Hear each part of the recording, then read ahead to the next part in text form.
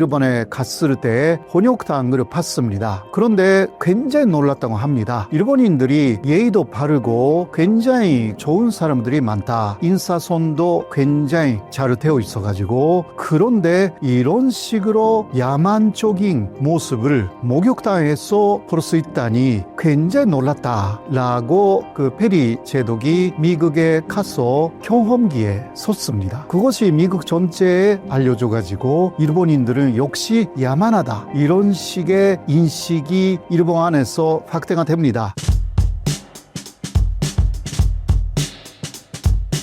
일본에서 혼욕 문화가 당연한 이유가 무엇인가요? 아무래도 역사적으로 혼욕탕이라는 것이 일본에서 이상한 것이 아니었습니다. 사실 처음은 절이나 신사에서 그 가족탕으로 시작되었고요. 그래서 가족탕이기 때문에 남녀가 그냥 부부 그리고 가족에서 목욕을 하는 것은 문제가 없었던 것입니다. 그렇게 하여서 손님을 대접하고 그 다음에 식사 같이 하고, 이러한 문화에서 혼욕이라는 것이 시작되었고요. 그것이 또 대중화된 거죠. 그래서 처음은 남탕하고 여탕, 이것도 만들면 2배가 되잖아요. 그러니까 뭐 금전적인 이유도 있었다고 할 수밖에 없는 것인데, 일단 남녀가 그렇게 같은 탕위에 들어가지만 상당히 약간 어둡게 하는 그러한 혼욕탕도 많았다고 합니다. 그래서 별로 신경 쓰지 않고 남녀가 들어가도 그렇게 목욕을 했다고 합니다. 그러나 그것이 그 에도 시대, 그러니까 17세기가 돼가지고 많이 상업적으로도 발전이 됩니다. 그렇게 하여서 거기에서는 1층에서는 목욕탕, 2층에서는 말하자면 식당이라든가 혹은 현재로 말하면 그 안마할 수 있는 데라든가 여러 가지 그 오락할 수 있는 그런 데가 생겼습니다. 일본에 지금 그 사우나는 그런 데가 많은데, 그런 시작은 에도 시대였다, 17세기였다라고 할 수가 있는데, 거기서 약간 외설적인 것들이 시작되었습니다. 그거는 먼저 유나라는 소녀죠. 그 유나는 손님들의 몸을 씻어주는 여성입니다. 그거는 남녀가 다 들어오니까 여자 손님들에게만 하는 것이 아니라 남자 손님들에게도 머리도 감아주고 등에 때를 밀어주기도 하고요. 그럼 그 소녀 혹은 소녀뿐만이 아니라 나이가 30대, 40대 정도까지의 여성들 중에서 유나라는 사람들이 생깁니다. 여기서부터 또 2층에 아까 이야기한 그 오락실에서 성적인 서비스를 하는 그런 문화도 에도 시대에는 이미 생겼습니다. 그래서 에도 마프에서는 이거는 안 된다 라고 하여서 혼욕탕은 괜찮지만 그런 외설적인 성적인 서비스를 하는 것은 안 된다 라고 해서 강력하게 단속한 그러한 시기는 있기는 했습니다. 그러나 그것도 다 단속이 된 것이 아니었고요. 계속 그 에도 시대가 끝나고, 그리고 그 메이지 시대라는 근대화가 된 시대가 되어도 남았습니다. 그래서 남녀가 같이 목욕을 한다라는 것 자체가 일본에서는 역사적인 문화였기 때문에 이상하지 않았습니다. 그런데 그것이 이상하게 일본인들도 느끼게 된 계기는 미국 사람들이 배를 타고 일본으로 간 거죠. 이게 페리 제독이 일본을 개국시키기 위해서 1853년에 처음으로 일본으로 갑니다. 그렇게 하여서 돈상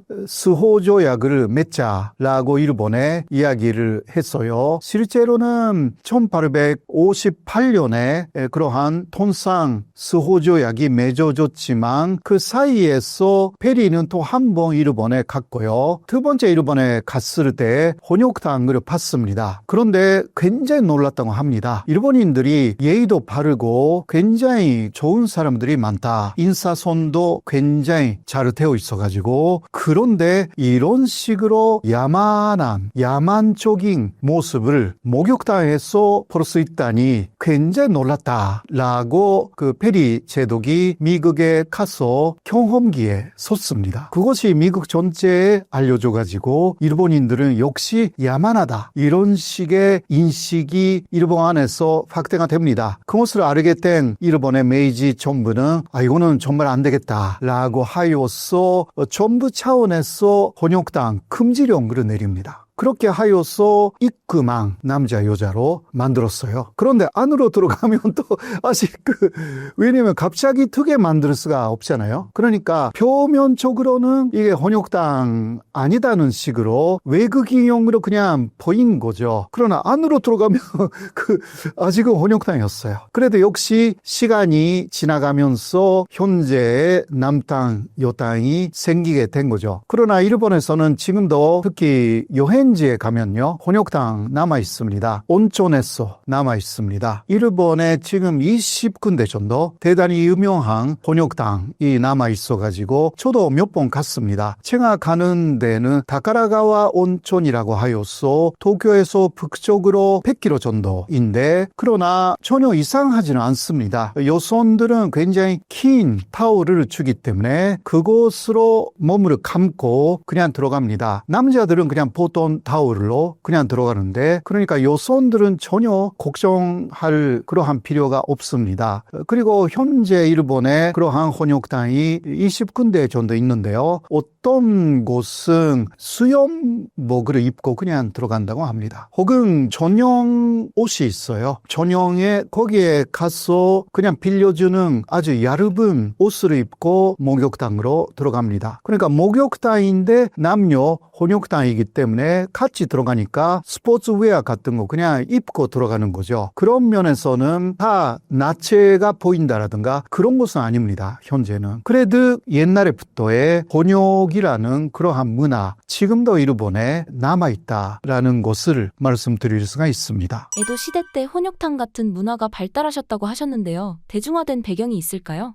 아무래도 역사적으로 그렇게 이어왔기 때문에 그리고 그거는 말을 하지 않아도 남성들 중심의 문화였을 가능성도 충분히 있는 것입니다. 그렇기 때문에 에도 시대에는 또 남녀가 들어가서 굉장히 민망한 행위가 있었던 그러한 그 사례도 굉장히 많습니다. 그리고 남성들이 아무래도 그 남성들의 문화로서 자리 잡았기 때문에 그것을 또 단속하기가 그렇게 쉽지 않았던 거죠. 그때는 또 남성 위주의 사회였기 때문에 너무 문제가 되면 에도마프도 단속했지만 안 그러면 그냥 넘어갔던 그러한 역사였습니다. 하나의 에도 시대에 특히 그 에도 도쿄 중심으로 하나의 현재로 말하면 오락이었던 거죠. 일본 혼욕탕에 대한 일본인들의 인식은 어떤가요? 굉장히 좋죠. 나쁘지 않습니다. 왜냐하면 상당히 개방된 느낌을 느낄 수가 있고 그리고 여성들도 뭐 여러 가지 방법으로 그대로 아름몸으로 들어가는 게 전혀 아니기 때문에 오히려 여성들이 남성들을 보면 남성들이 훨씬 아름몸에 가까운 거죠. 그런 게 있기 때문에 여성들에게 굉장히 인기가 있다고 합니다. 그렇기 때문에 뭔가 문제가 일어나는 것은 현재는 전혀 없습니다. 그리고 아까 제가 이야기한 다카라가 온천이라는 데서는 저녁 식사가 굉장히 별미입니다. 예, 1박 하면 거기서 저녁을 먹잖아요. 거기는 콤의 고기가 나와요. 콤. 그래서 가면 콤들이 우리 속에서 사육되고 있어요. 그래서 여기는 콤들이 많네 그렇게 생각했는데 그냥 살아있는 진짜 콤들이에요. 그런데 1박 했더니 밤에 콤의 고기가 나와요. 그래서 먹기 위해서 그냥 사육하고 있는 거예요. 콤의 고기가 굉장히 맛있어요. 그런 것도 있습니다. 그거는 뭐 혼욕탕하고 별개의 이야기지만 그래도 그러한 콤의 고기를 먹는 데가 많이 없어요. 일본에서. 그런 면에서도 아까 이야기한 다카라가와 온천이 유명합니다. 일본 사람들이 가장 많이 가는 혼욕탕입니다. 일본에서 가족 중심의 목욕 문화가 생기게 된 배경이 있을까요?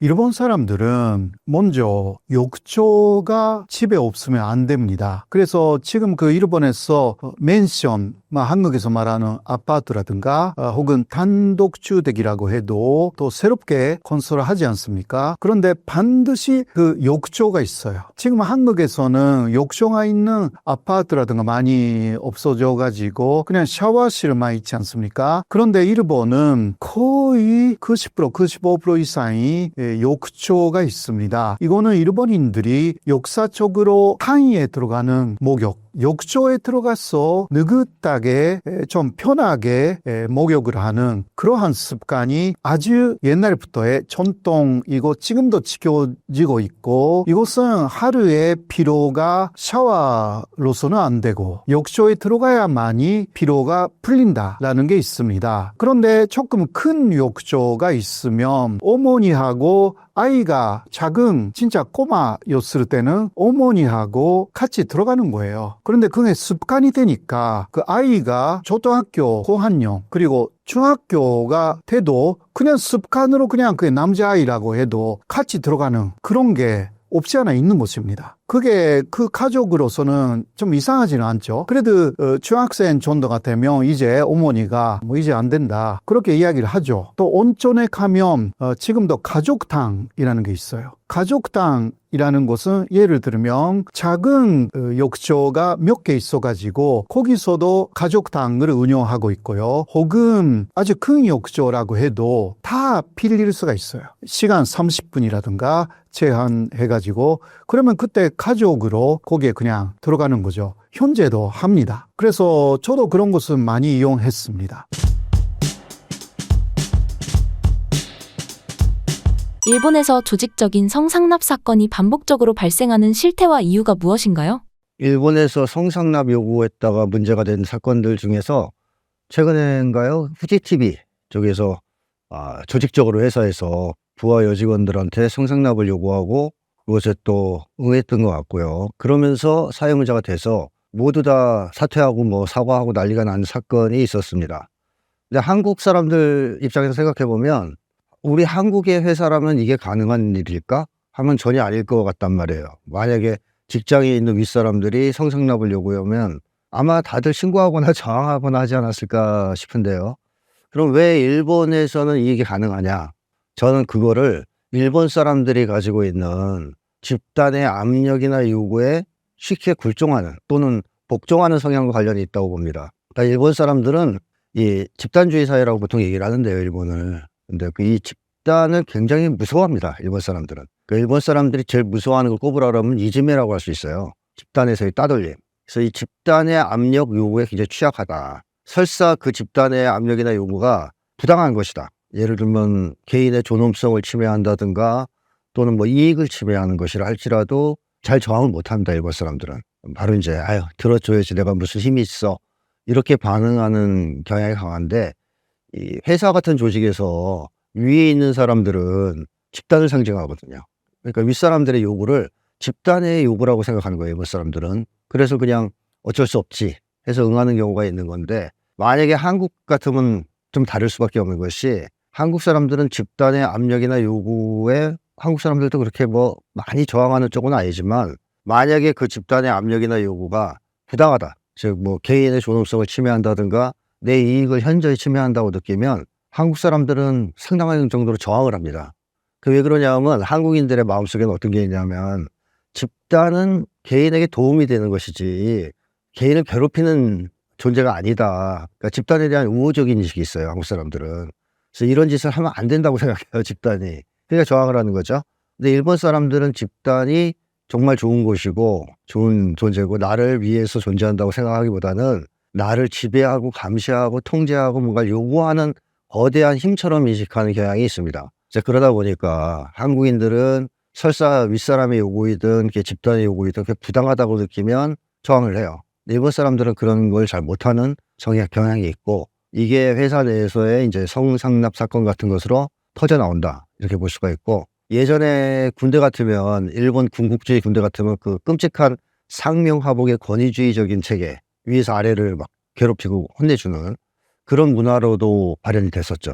과거 일본이 여성들에게 성개방을 요구한 이유가 무엇인가요? 일본 여성들을 성개방을 요구했다기보다는 성을 위한 도구로 취급하는 경향이 좀 있었다. 그렇게 보는 게 더 맞을 것 같은데요. 그러니까 한국과 일본의 차이점 중에 하나는 한국은 여성이 결혼을 해도 자기 성을 유지합니다, 일단. 일본은 자기 성을 버리죠. 서양도 마찬가지입니다. 자기 성을 버려요.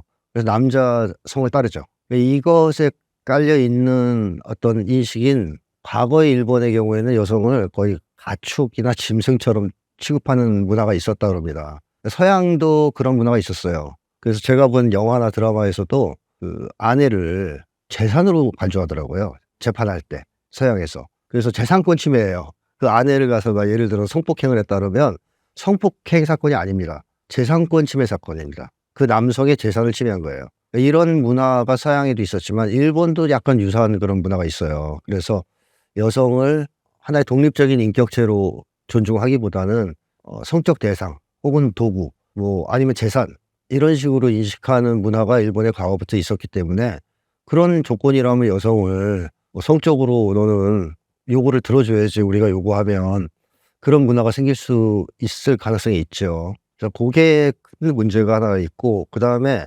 그런 문화가 있는 속에서 1945년도에 일본이 미국과의 전쟁에서 패하고 패전국가가 되죠.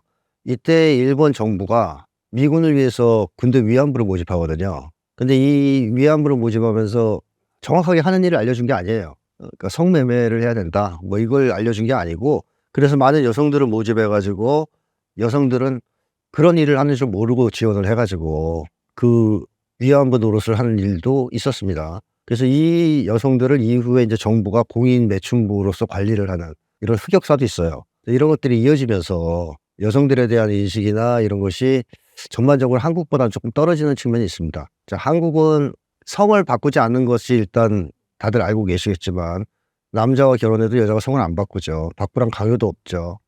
그래서 고려 시대까지만 해도 한국에서 남녀 평등은 상당한 수준이었습니다. 여러 가지 문헌들을 봤을 때. 근데 언제부터 남녀가 이게 좀 차별 문화가 생기냐면 유교가 들어오면서 이때부터 이제 여성들을 좀 차별하는 문화가 생겨요, 한국도. 하지만 서양이나 일본처럼 여성을 어떤 성적 도구나 아니면 뭐 재산이라든가 이렇게 이해하는 경우는 한국은 거의 없었죠. 그래서 그런 점에서 일본 여성들이 좀 불리한 처지에 놓여서 이제 많이 억울한 일을 당해왔다 이렇게도 얘기할 수 있겠습니다. 일본 내에서도 잦은 내전으로 인해 남성 부족 현상이 있었고 이런 것들이 성개방적 문화에 영향을 미쳤다고 볼 수 있을까요? 그것도 일부 영향을 미쳤을 거예요. 왜냐하면 한국은 내전이 거의 없었던 나라고요. 가장 최근에 와서 뭐 한국전쟁 정도가 내전이고 그렇지 않고 그 전으로 들어가면 내전은 없었습니다, 거의. 그런데 일본은 사실 건국 이후부터 메이지 유신 전까지 끊임없는 내전을 벌인 나라거든요. 그래서 내전이 너무 많으니까 남자들이 많이 죽었어요.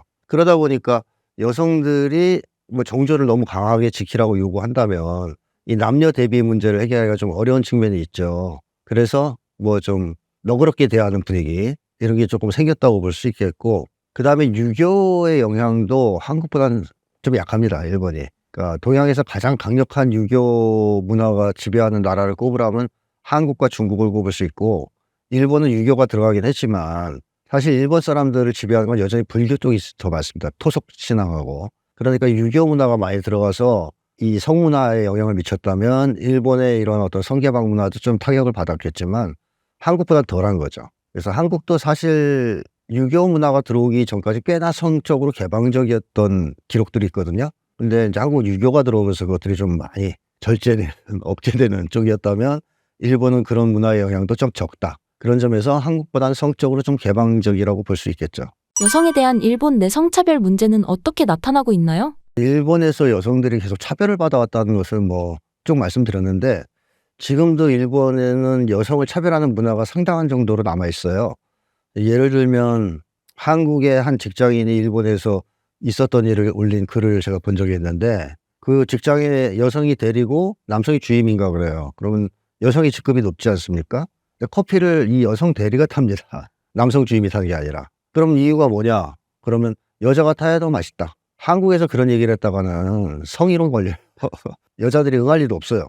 근데 일본은 그걸 너무 당연하게 여기는 문화가 있는데 그런 걸 보여주는 일본의 신조어 중에 하나가 여자력이라는 신조어가 있거든요. 여성력, 여자력 이렇게 이제 얘기하는데 그게 뭐냐면 이를테면 이런 거죠. 술집에 회사에서 회식을 쭉 갔다. 남녀 직원이 한 반반 정도 된다. 한국은 따로 앉아요, 보통.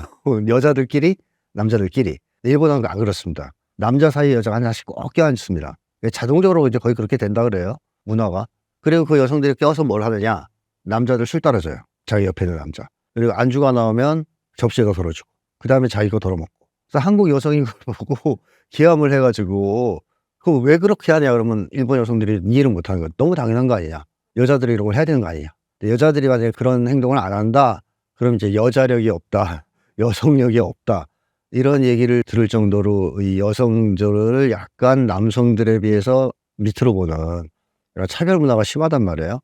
그러다 보니까 고용에 있어서도 역시 불평등이 심하거든요, 일본은. 비정규직 비중이 높죠. 그래서 만약에 경제 위기가 닥친다, 경제 불황이 온다 그러면 가장 크게 타격받는 집단은 여성 집단이라고 봐야 되죠. 이 여성들이 먹고 살 길을 막연해 지는 겁니다. 그래서 어쩔 수 없이 최근에는 길거리에 대놓고 성매매를 하는 풍경도 계속 관찰되고 있고 사회 문제가 되고 있죠.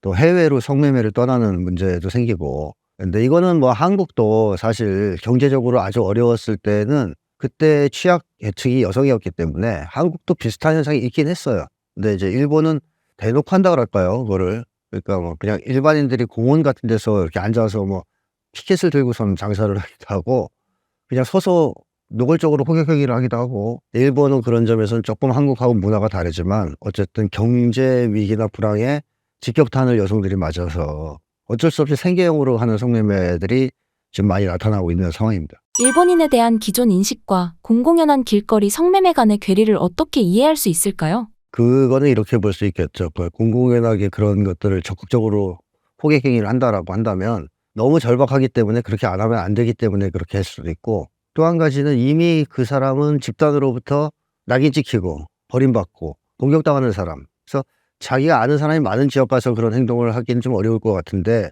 멀리 떨어져서 이미 사회에서 낙오되는 사람이란 말이에요. 그랬을 때 심리가 이판사판 심리가 생기죠. 어차피 뭐 다 망가졌는데 내가 그런 걸 조심스럽게 해야 돼? 이런 것도 있고.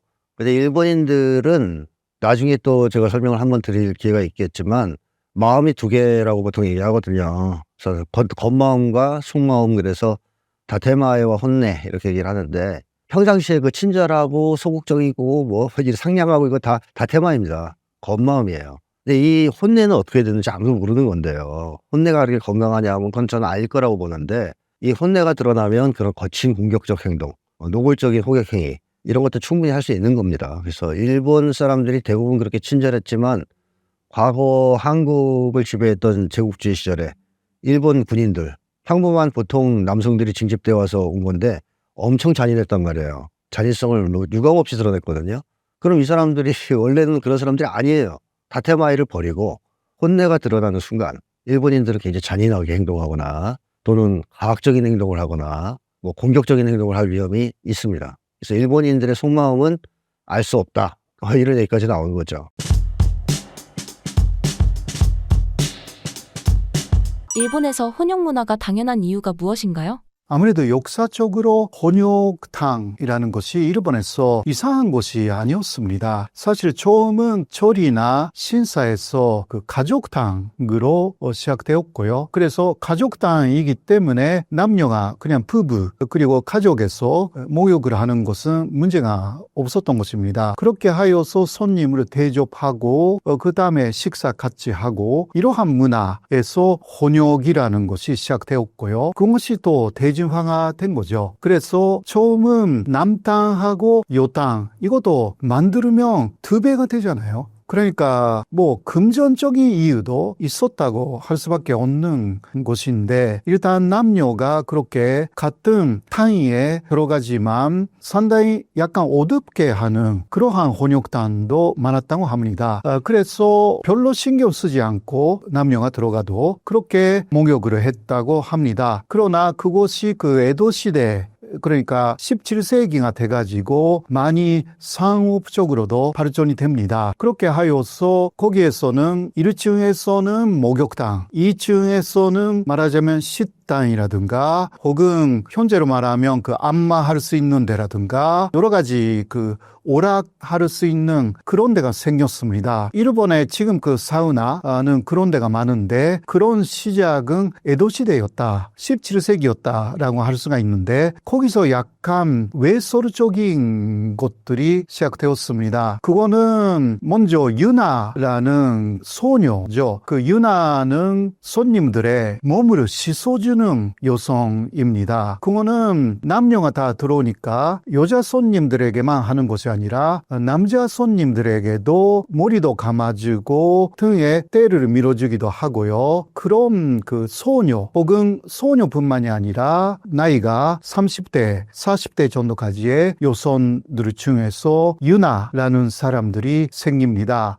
여기서부터 또 2층에 아까 이야기한 그 오락실에서 선적인 서비스를 하는 그런 문화도 에도 시대에는 이미 생겼습니다. 그래서 에도 마부에서는 이거는 안 된다 라고 하여서 혼욕탕은 괜찮지만 그런 외설적인 선적인 서비스를 하는 것은 안 된다 라고 해서 강력하게 단속한 그러한 시기는 있기는 했습니다. 그러나 그것도 다 단속이 된 것이 아니었고요. 계속 그 에도 시대가 끝나고 그리고 그 메이지 시대라는 근대화가 된 시대가 되어도 남았습니다. 그래서 남녀가 같이 목욕을 한다라는 것 자체가 일본에서는 역사적인 문화였기 때문에 이상하지 않았습니다. 그런데 그것이 이상하게 일본인들도 느끼게 된 계기는 미국 사람들이 배를 타고 일본으로 간 거죠. 이게 페리 제독이 일본을 개국시키기 위해서 1853년에 처음으로 일본으로 갑니다. 그렇게 하여서 돈상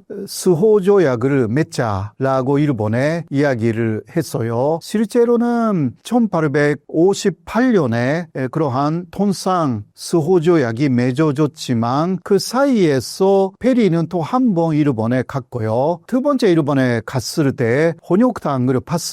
그런데 굉장히 놀랐다고 합니다. 일본인들이 예의도 바르고 굉장히 좋은 사람들이 많다. 인사선도 굉장히 잘 되어 있어가지고 그런데 이런 식으로 야만적인 모습을 목욕탕에서 볼 수 있다니 굉장히 놀랐다라고 그 페리 제독이 미국에 가서 경험기에 섰습니다. 그것이 미국 전체에 알려져가지고 일본인들은 역시 야만하다 이런 식의 인식이 일본 안에서 확대가 됩니다. 그것을 알게 된 일본의 메이지 정부는 이거는 정말 안 되겠다라고 하여서 정부 차원에서 혼욕탕 금지령을 내립니다. 그렇게 하여서 입금한 남자 여자로 만들었어요. 그런데 안으로 들어가면 또 아직 왜냐면 갑자기 트게 만들 수가 없잖아요. 그러니까 표면적으로는 이게 혼욕탕 아니다는 식으로 외국인용으로 그냥 보인 거죠. 그러나 안으로 들어가면 아직은 혼욕탕이었어요. 그래도 역시 시간이 지나가면서 현재의 남탕, 여탕이 생기게 된 거죠. 그러나 일본에서는 지금도 특히 여행지에 가면요, 혼욕탕 남아 있습니다. 온천에서 남아 있습니다. 일본에 지금 20군데 정도 대단히 유명한 혼욕탕이 남아 있어가지고 저도 몇 번 갔습니다. 제가 가는 데는 다카라가와 온천이라고 하여서 도쿄에서 북쪽으로 100km 정도인데 그러나 전혀 이상하지는 않습니다. 여성들은 굉장히 긴 타올을 주기 때문에 그곳으로 몸을 감고 그냥 들어갑니다. 남자들은 그냥 보통 타올로 그냥 들어가는데 그러니까 여성들은 전혀 걱정할 그러한 필요가 없습니다. 그리고 현재 일본에 그러한 혼욕탕이 20군데 정도 있는데요. 어떤 곳은 수영복을 입고 그냥 들어간다고 합니다. 혹은 전용 옷이 있어요. 전용에 거기에 가서 그냥 빌려주는 아주 얇은 옷을 입고 목욕탕으로 들어갑니다. 그러니까 목욕탕인데 남녀 혼욕탕이기 때문에 때문에 같이 들어가니까 스포츠웨어 같은 거 그냥 입고 들어가는 거죠. 그런 면에서는 다 나체가 보인다라든가 그런 것은 아닙니다. 현재는. 그래도 옛날에부터의 혼욕이라는 그러한 문화, 지금도 일본에 남아있다라는 것을 말씀드릴 수가 있습니다. 에도 시대 때 혼욕탕 같은 문화가 발달하셨다고 하셨는데요. 대중화된 배경이 있을까요? 아무래도 역사적으로 그렇게 이어왔기 때문에, 그리고 그거는 말을 하지 않아도 남성들 중심의 문화 였을 가능성도 충분히 있는 것입니다. 그렇기 때문에 에도 시대에는 또 남녀가 들어가서 굉장히 민망한 행위가 있었던 그러한 그 사례도 굉장히 많습니다. 그리고 남성들이 아무래도 그 남성들의 문화로서 자리 잡았기 때문에 그것을 또 단속하기가 그렇게 쉽지 않았던 거죠. 그때는 또 남성 위주의 사회였기 때문에 너무 문제가 되면 에도마프도 단속했지만 안 그러면 그냥 넘어갔던 그러한 역사였습니다. 하나의 에도 시대에 특히 그 에도 도쿄 중심으로 하나의 현재로 말하면 오락이었던 거죠. 일본 혼욕탕에 대한 일본인들의 인식은 어떤가요? 굉장히 좋죠. 나쁘지 않습니다. 왜냐하면 상당히 그 개방된 느낌을 느낄 수가 있고, 그리고 여성들도 뭐 여러 가지 방법으로 그대로 아름몸으로 들어가는 게 전혀 아니기 때문에 오히려 여성들이 남성들을 보면 남성들이 훨씬 아름몸에 가까운 거죠. 그런 게 있기 때문에 여성들에게 굉장히 인기가 있다고 합니다. 그렇기 때문에 뭔가 문제가 일어나는 것은 현재는 전혀 없습니다. 그리고 아까 제가 이야기한 다카라가 온천이라는 데서는 저녁 식사가 굉장히 별미입니다. 예, 그 1박 하면 거기서 저녁을 먹잖아요. 거기는 그 콤의 고기가 나와요. 콤. 그래서 가면 콤들이 우리 속에서 사육되고 있어요. 그래서 여기는 콤들이 많네 그렇게 생각했는데 그냥 살아있는 진짜 콤들이에요. 그런데 1박 했더니 그 밤에 콤의 고기가 나와요. 그래서 먹기 위해서 그냥 사육하고 있는 거예요. 콤의 고기가 굉장히 맛있어요. 그런 것도 있습니다. 그거는 뭐 혼욕탕하고 별개의 이야기지만 그래도 그러한 콤의 고기를 먹는 데가 많이 없어요. 일본에서. 그런 면에서도 아까 이야기한 다카라가와 온천이 유명합니다. 일본 사람들이 가장 많이 가는 혼욕탕입니다. 일본에서 가족 중심의 목욕 문화가 생기게 된 배경이 있을까요? 일본 사람들은 먼저 욕조가 집에 없으면 안 됩니다. 그래서 지금 그 일본에서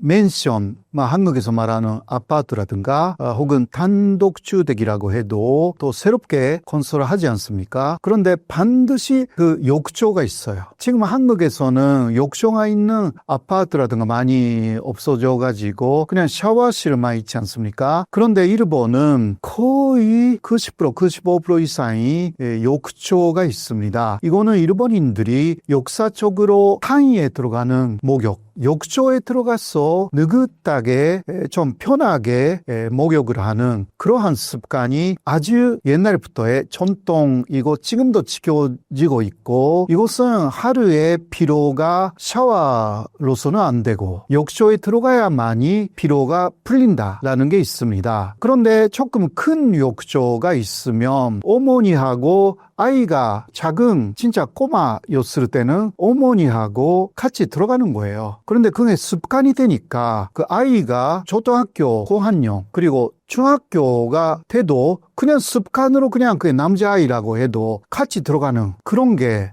없지 않아 있는 것입니다. 그게 그 가족으로서는 좀 이상하지는 않죠. 그래도 중학생 정도가 되면 이제 어머니가 뭐 이제 안 된다 그렇게 이야기를 하죠. 또 온천에 가면 지금도 가족탕이라는 게 있어요. 가족탕이라는 것은 예를 들면 작은 욕조가 몇 개 있어가지고 거기서도 가족탕을 운영하고 있고요. 혹은 아주 큰 욕조라고 해도 다 빌릴 수가 있어요. 시간 30분이라든가 제한해가지고 그러면 그때 가족으로 거기에 그냥 들어가는 거죠. 현재도 합니다. 그래서 저도 그런 것은 많이 이용했습니다.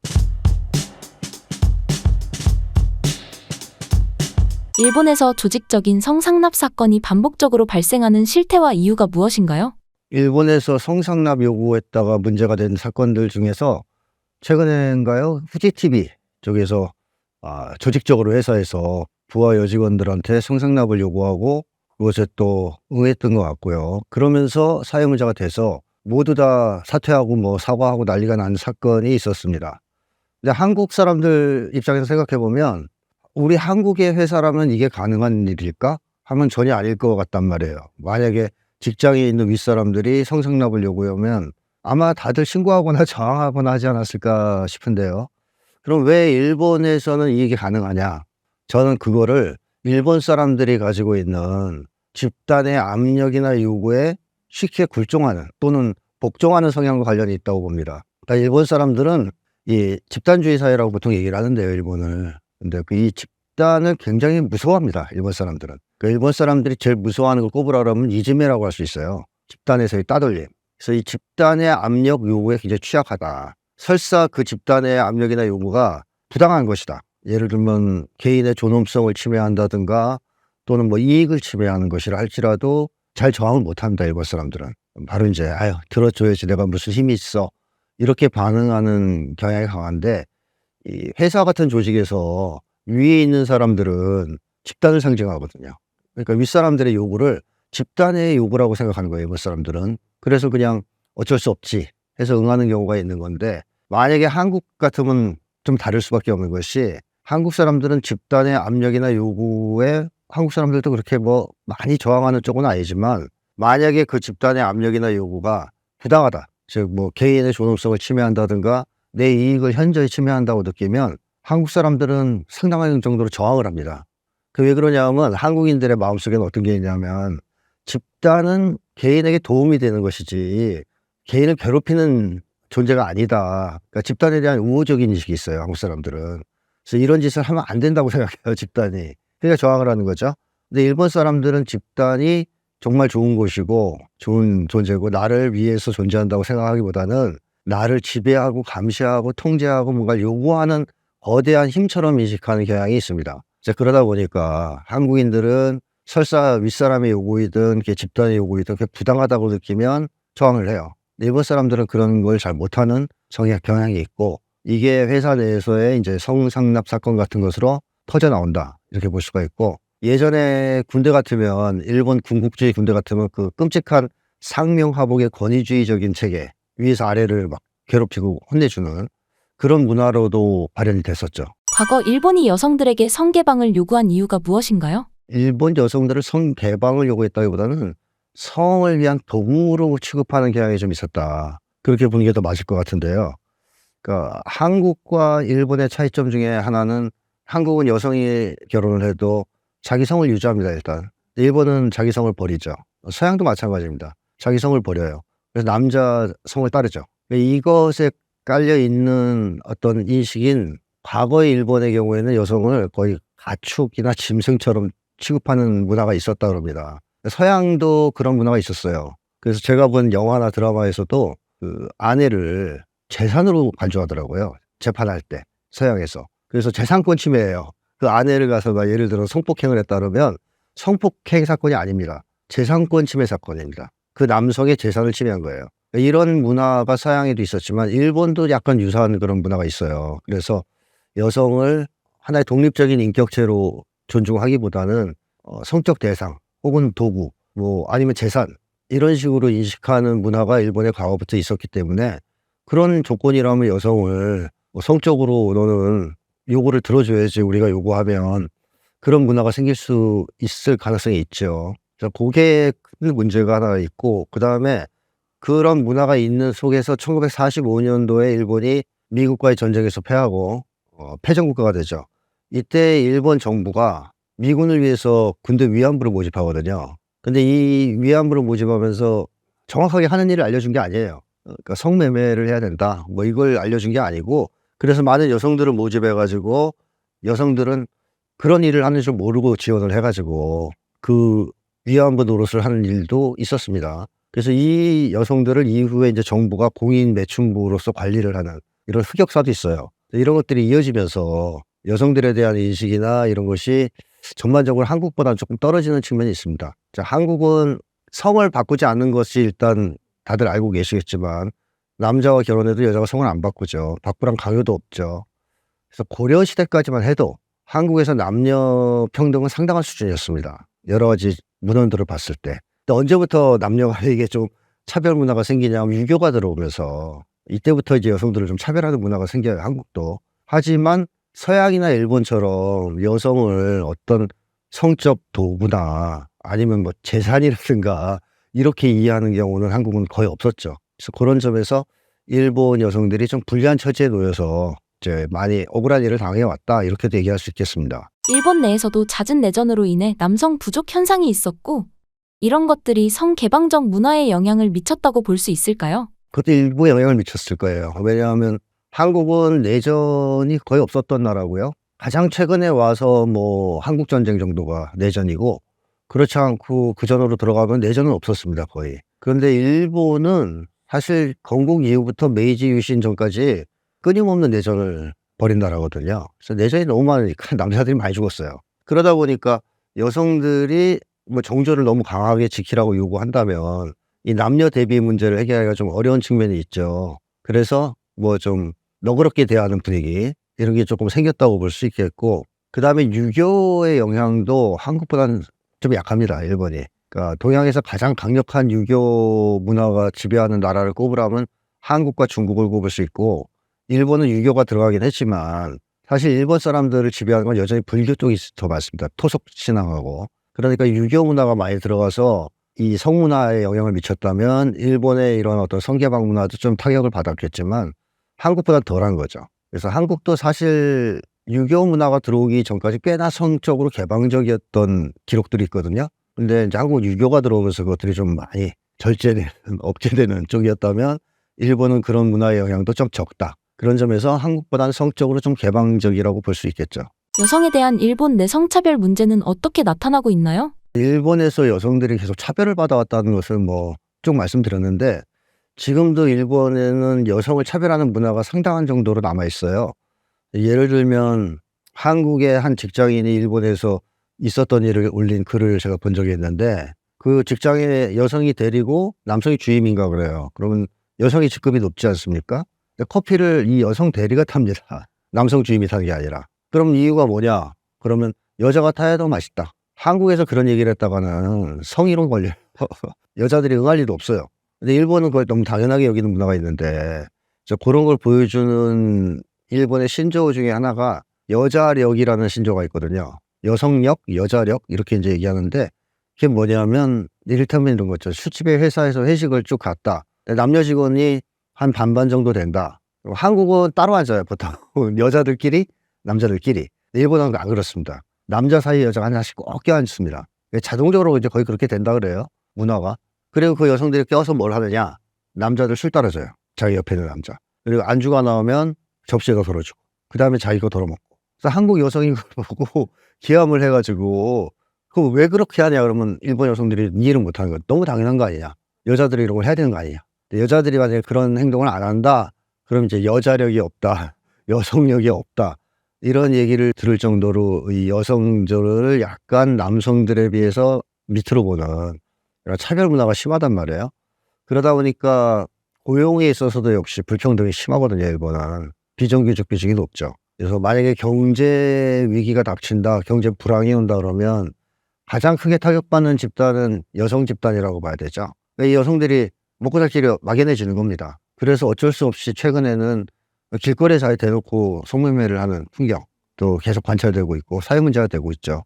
또 해외로 성매매를 떠나는 문제도 생기고. 근데 이거는 뭐 한국도 사실 경제적으로 아주 어려웠을 때는 그때 취약 계층이 여성이었기 때문에 한국도 비슷한 현상이 있긴 했어요. 근데 이제 일본은 대놓고 한다 그럴까요, 그거를. 그러니까 뭐 그냥 일반인들이 공원 같은 데서 이렇게 앉아서 뭐 피켓을 들고선 장사를 하기도 하고, 그냥 서서 노골적으로 호객 행위를 하기도 하고. 일본은 그런 점에서는 조금 한국하고 문화가 다르지만 어쨌든 경제 위기나 불황에 직격탄을 여성들이 맞아서 어쩔 수 없이 생계형으로 하는 성매매들이 지금 많이 나타나고 있는 상황입니다. 일본인에 대한 기존 인식과 공공연한 길거리 성매매 간의 괴리를 어떻게 이해할 수 있을까요? 그거는 이렇게 볼 수 있겠죠. 공공연하게 그런 것들을 적극적으로 호객 행위를 한다라고 한다면 너무 절박하기 때문에 그렇게 안 하면 안 되기 때문에 그렇게 할 수도 있고, 또 한 가지는 이미 그 사람은 집단으로부터 낙인 찍히고 버림받고 공격당하는 사람. 그래서 자기가 아는 사람이 많은 지역 가서 그런 행동을 하기는 좀 어려울 것 같은데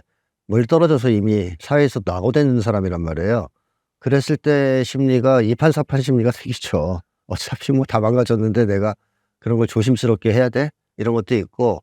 근데 일본인들은 나중에 또 제가 설명을 한번 드릴 기회가 있겠지만 마음이 두 개라고 보통 얘기하거든요. 그래서 겉마음과 속마음, 그래서 다테마에와 혼내 이렇게 얘기를 하는데 평상시에 그 친절하고 소극적이고 뭐 상냥하고 이거 다 다테마입니다. 겉마음이에요. 근데 이 혼내는 어떻게 되는지 아무도 모르는 건데요. 혼내가 그렇게 건강하냐 하면 그건 저는 알 거라고 보는데 이 혼내가 드러나면 그런 거친 공격적 행동, 노골적인 호객행위 이런 것도 충분히 할 수 있는 겁니다. 그래서 일본 사람들이 대부분 그렇게 친절했지만 과거 한국을 지배했던 제국주의 시절에 일본 군인들, 평범한 보통 남성들이 징집되어 와서 온 건데 엄청 잔인했단 말이에요. 잔인성을 유감없이 드러냈거든요.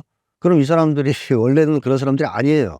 다테마이를 버리고 혼내가 드러나는 순간 일본인들은 굉장히 잔인하게 행동하거나 또는 가학적인 행동을 하거나 뭐 공격적인 행동을 할 위험이 있습니다. 그래서 일본인들의 속마음은 알 수 없다.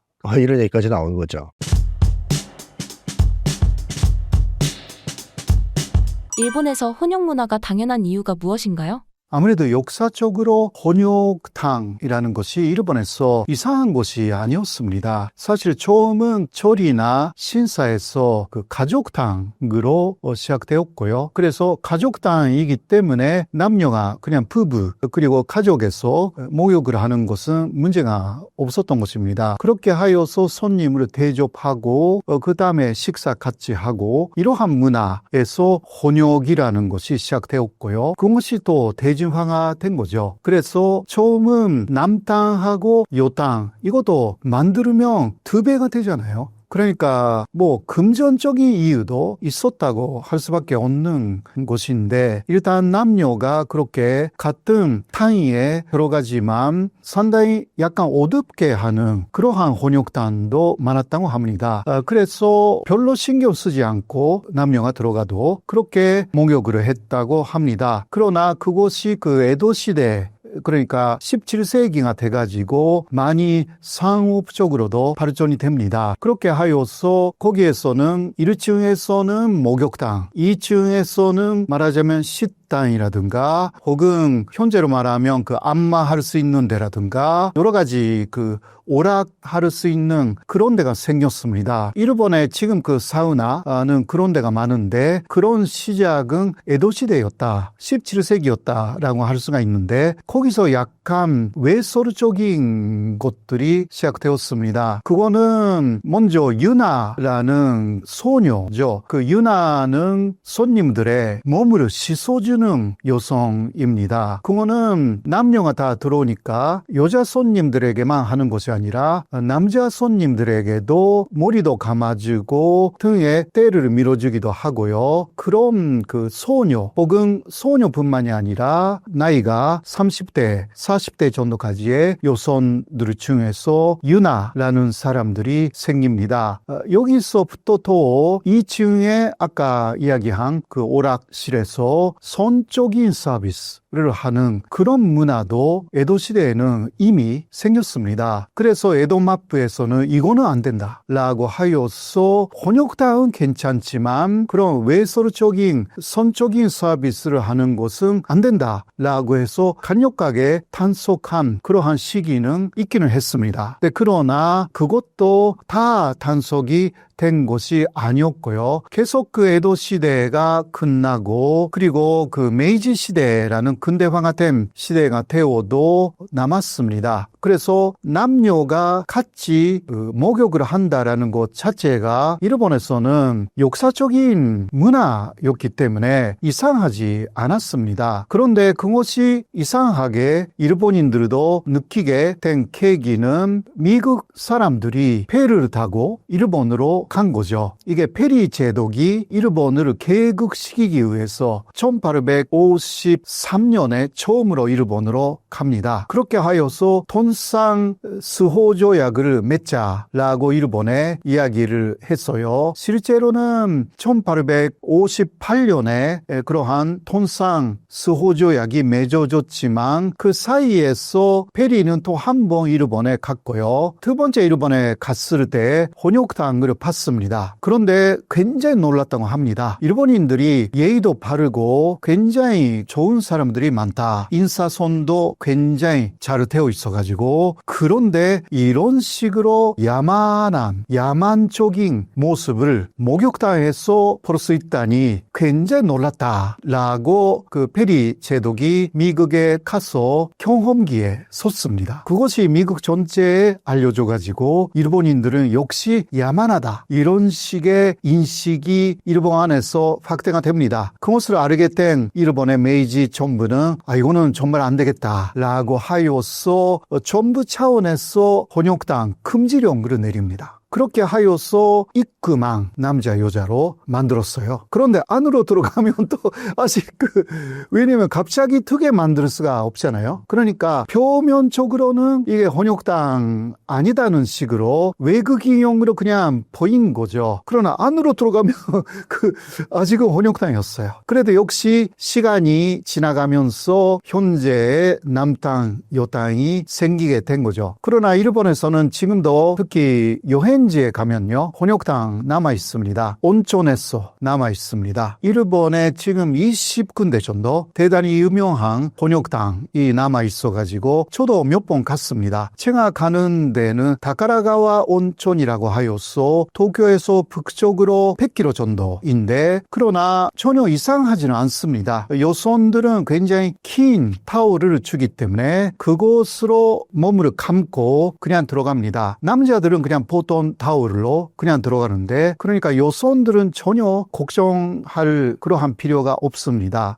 그리고 현재 일본에 그러한 혼욕탕이 20군데 정도 있는데요. 어떤 곳은 수영복을 입고 그냥 들어간다고 합니다. 혹은 전용 옷이 있어요. 전용에 거기에 가서 그냥 빌려주는 아주 얇은 옷을 입고 목욕탕으로 들어갑니다. 그러니까 목욕탕인데 남녀 혼욕탕이기 때문에 같이 들어가니까 스포츠웨어 같은 거 그냥 입고 들어가는 거죠. 그런 면에서는 다 나체가 보인다라든가 그런 것은 아닙니다. 현재는. 그래도 옛날에부터의 혼욕이라는 그러한 문화, 지금도 일본에 남아있다라는 것을 말씀드릴 수가 있습니다. 에도 시대 때 혼욕탕 같은 문화가 발달하셨다고 하셨는데요. 대중화된 배경이 있을까요? 아무래도 역사적으로 그렇게 이어왔기 때문에, 그리고 그거는 말을 하지 않아도 남성들 중심의 문화였을 가능성도 충분히 있는 것입니다. 그렇기 때문에 에도 시대에는 또 남녀가 들어가서 굉장히 민망한 행위가 있었던 그러한 그 사례도 굉장히 많습니다. 그리고 남성들이 아무래도 그 남성들의 문화로서 자리 잡았기 때문에 그것을 또 단속하기가 그렇게 쉽지 않았던 거죠. 그때는 또 남성 위주의 사회였기 때문에 너무 문제가 되면 에도마프도 단속했지만 안 그러면 그냥 넘어갔던 그러한 역사였습니다. 하나의 에도 시대에 특히 그 에도 도쿄 중심으로 하나의 현재로 말하면 오락이었던 거죠. 일본 혼욕탕에 대한 일본인들의 인식은 어떤가요? 굉장히 좋죠. 나쁘지 않습니다. 왜냐하면 상당히 개방된 느낌을 느낄 수가 있고, 그리고 여성들도 뭐 여러 가지 방법으로 그대로 아름몸으로 들어가는 게 전혀 아니기 때문에 오히려 여성들이 남성들을 보면 남성들이 훨씬 아름몸에 가까운 거죠. 그런 게 있기 때문에 여성들에게 굉장히 인기가 있다고 합니다. 그렇기 때문에 뭔가 문제가 일어나는 것은 현재는 전혀 없습니다. 그리고 아까 제가 이야기한 다카라가 온천이라는 데서는 저녁 식사가 굉장히 별미입니다. 1박 하면 거기서 저녁을 먹잖아요. 거기는 콤의 고기가 나와요. 콤. 그래서 가면 콤들이 우리 속에서 사육되고 있어요. 그래서 여기는 콤들이 많네 그렇게 생각했는데 그냥 살아있는 진짜 콤들이에요. 그런데 1박 했더니 밤에 콤의 고기가 나와요. 그래서 먹기 위해서 그냥 사육화하고 있는 거예요. 곰의 고기가 굉장히 맛있어요. 그런 것도 있습니다. 그거는 뭐 혼육당하고 별개 이야기지만 그래도 그러한 곰의 고기를 먹는 데가 많이 없어요. 일본에서. 그런 면에서도 아까 이야기한 다카라가와 온천이 유명합니다. 일본 사람들이 가장 많이 가는 혼육당입니다. 일본에서 가족 중심의 목욕 문화가 생기게 된 배경이 있을까요? 일본 사람들은 먼저 욕조가 집에 없으면 안 됩니다. 그래서 지금 그 일본에서 맨션, 한국에서 말하는 아파트라든가 혹은 단독주택이라고 해도 또 새롭게 건설을 하지 않습니까? 그런데 반드시 그 욕조가 있어요. 지금 한국에서는 욕조가 있는 아파트라든가 많이 없어져 가지고 그냥 샤워실만 있지 않습니까? 그런데 일본은 거의 90%, 95% 이상이 욕조가 있습니다. 이거는 일본인들이 역사적으로 탕에 들어가는 목욕, 욕조에 들어가서 느긋하게 좀 편하게 목욕을 하는 그러한 습관이 아주 옛날부터의 전통이고 지금도 지켜지고 있고, 이것은 하루에 피로가 샤워로서는 안 되고 욕조에 들어가야만이 피로가 풀린다라는 게 있습니다. 그런데 조금 큰 욕조가 있으면 어머니하고 아이가 작은 진짜 꼬마였을 때는 어머니하고 같이 들어가는 거예요. 그런데 그게 습관이 되니까 그 아이가 초등학교 고학년 그리고 중학교가 돼도 그냥 습관으로 그냥 그 남자아이라고 해도 같이 들어가는 그런 게 없지 않아 있는 것입니다. 그게 그 가족으로서는 좀 이상하지는 않죠. 그래도 중학생 정도가 되면 이제 어머니가 뭐 이제 안 된다 그렇게 이야기를 하죠. 또 온천에 가면 지금도 가족탕이라는 게 있어요. 가족탕이라는 것은 예를 들면 작은 욕조가 몇 개 있어가지고 거기서도 가족탕을 운영하고 있고요. 혹은 아주 큰 욕조라고 해도 다 빌릴 수가 있어요. 시간 30분이라든가 제한해가지고 그러면 그때 가족으로 거기에 그냥 들어가는 거죠. 현재도 합니다. 그래서 저도 그런 것은 많이 이용했습니다. 일본에서 조직적인 성상납 사건이 반복적으로 발생하는 실태와 이유가 무엇인가요? 일본에서 성상납 요구했다가 문제가 된 사건들 중에서 최근엔가요? 후지TV 쪽에서 조직적으로 회사에서 부하 여직원들한테 성상납을 요구하고 그것에 또 응했던 것 같고요. 그러면서 사회문제가 돼서 모두 다 사퇴하고 뭐 사과하고 난리가 난 사건이 있었습니다. 근데 한국 사람들 입장에서 생각해보면 우리 한국의 회사라면 이게 가능한 일일까? 하면 전혀 아닐 것 같단 말이에요. 만약에 직장에 있는 윗사람들이 성상납을 요구하면 아마 다들 신고하거나 저항하거나 하지 않았을까 싶은데요. 그럼 왜 일본에서는 이게 가능하냐? 저는 그거를 일본 사람들이 가지고 있는 집단의 압력이나 요구에 쉽게 굴종하는 또는 복종하는 성향과 관련이 있다고 봅니다. 그러니까 일본 사람들은 이 집단주의 사회라고 보통 얘기를 하는데요, 일본을. 근데 이 집단을 굉장히 무서워합니다, 일본 사람들은. 그러니까 일본 사람들이 제일 무서워하는 걸 꼽으라면 이즈메라고 할 수 있어요. 집단에서의 따돌림. 그래서 이 집단의 압력 요구에 굉장히 취약하다. 설사 그 집단의 압력이나 요구가 부당한 것이다. 예를 들면 개인의 존엄성을 침해한다든가 또는 뭐 이익을 침해하는 것이라 할지라도 잘 저항을 못합니다, 일본 사람들은. 바로 이제 들어줘야지 내가 무슨 힘이 있어 이렇게 반응하는 경향이 강한데, 이 회사 같은 조직에서 위에 있는 사람들은 집단을 상징하거든요. 그러니까 윗사람들의 요구를 집단의 요구라고 생각하는 거예요, 일본 사람들은. 그래서 그냥 어쩔 수 없지 해서 응하는 경우가 있는 건데, 만약에 한국 같으면 좀 다를 수밖에 없는 것이, 한국 사람들은 집단의 압력이나 요구에 한국 사람들도 그렇게 뭐 많이 저항하는 쪽은 아니지만, 만약에 그 집단의 압력이나 요구가 부당하다, 즉 뭐 개인의 존엄성을 침해한다든가 내 이익을 현저히 침해한다고 느끼면 한국 사람들은 상당한 정도로 저항을 합니다. 왜 그러냐면 한국인들의 마음속에는 어떤 게 있냐면, 집단은 개인에게 도움이 되는 것이지 개인을 괴롭히는 존재가 아니다. 그러니까 집단에 대한 우호적인 인식이 있어요, 한국 사람들은. 그래서 이런 짓을 하면 안 된다고 생각해요, 집단이. 그러니까 저항을 하는 거죠. 근데 일본 사람들은 집단이 정말 좋은 곳이고 좋은 존재고 나를 위해서 존재한다고 생각하기보다는 나를 지배하고 감시하고 통제하고 뭔가 요구하는 거대한 힘처럼 인식하는 경향이 있습니다. 그러다 보니까 한국인들은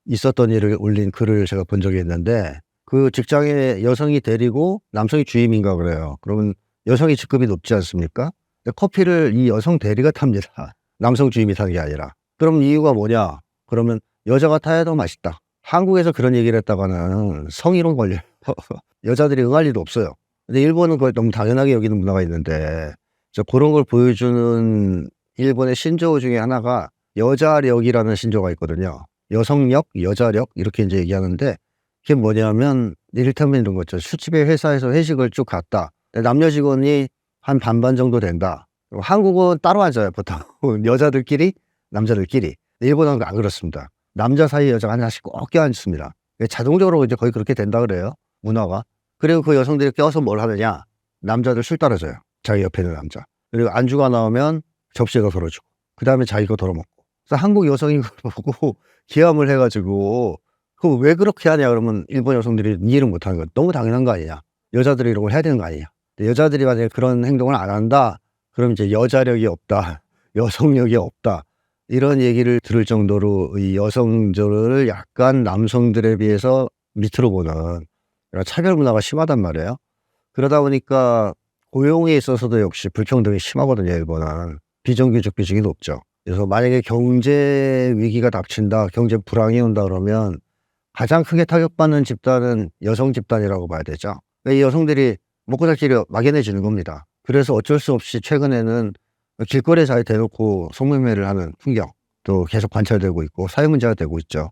또 해외로 성매매를 떠나는 문제도 생기고. 근데 이거는 뭐 한국도 사실 경제적으로 아주 어려웠을 때는 그때 취약 계층이 여성이었기 때문에 한국도 비슷한 현상이 있긴 했어요. 근데 이제 일본은 대놓고 한다 그럴까요, 그거를. 그러니까 뭐 그냥 일반인들이 공원 같은 데서 이렇게 앉아서 뭐 피켓을 들고선 장사를 하기도 하고 그냥 서서 노골적으로 호객 행위를 하기도 하고. 일본은 그런 점에서는 조금 한국하고 문화가 다르지만 어쨌든 경제 위기나 불황에 직격탄을 여성들이 맞아서 어쩔 수 없이 생계형으로 하는 성매매들이 지금 많이 나타나고 있는 상황입니다. 일본인에 대한 기존 인식과 공공연한 길거리 성매매 간의 괴리를 어떻게 이해할 수 있을까요? 그거는 이렇게 볼 수 있겠죠. 공공연하게 그런 것들을 적극적으로 호객 행위를 한다라고 한다면 너무 절박하기 때문에 그렇게 안 하면 안 되기 때문에 그렇게 할 수도 있고, 또 한 가지는 이미 그 사람은 집단으로부터 낙인 찍히고 버림받고 공격당하는 사람. 그래서 자기가 아는 사람이 많은 지역 가서 그런 행동을 하기는 좀 어려울 것 같은데